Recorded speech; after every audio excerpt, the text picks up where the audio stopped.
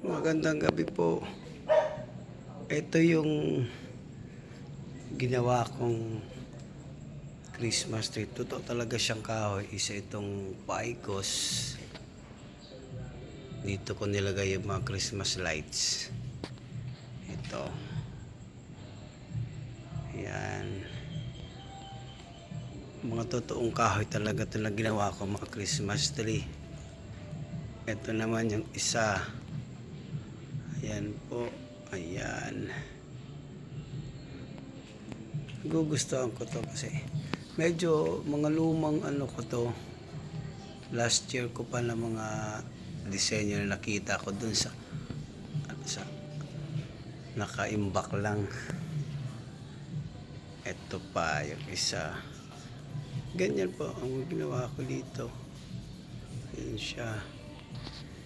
Ito naman si Aki. Aki. Ito yung aso namin na tatlo lang yung pa. Aki natin. Pakita mo yung pa mo. Aki. Halika. Nasagasaan kasi ito eh. Halika dito Aki. Tingnan ko. Aki. Kabila dito. Naputulan ito ng paa. Pinatulan ko. Halika. Pakita mo. Ayan.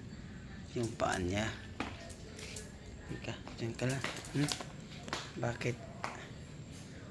Ayan, may mga disenyo rin ako dyan. Tapos dito sa labas ng bahay. Yan. Bumili ako ng sa dapitan ng ano. Ayun. Nilagyan ko dyan. Ayan, puro mga tanim ko yan doon. Hanggang doon. Ayan ulit si Aki. Halika, Aki. Halika. Bakit? Papakamot to sa tenga niya. Hindi niya ito maabot dito. Ito ang ginagamit ko pag kinakamutan na. Itong tinidor. Gusto niya ganyan. Sige. Ayan.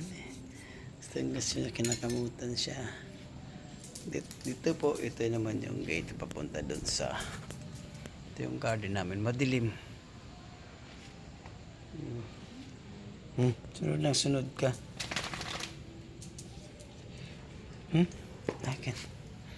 Ay. Ayan po.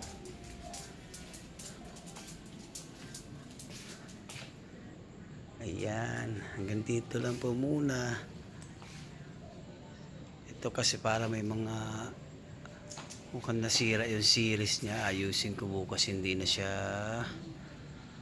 kumukutita para nag-steady na lang siya. Ayun po yung mga nakasabit dyan na santa.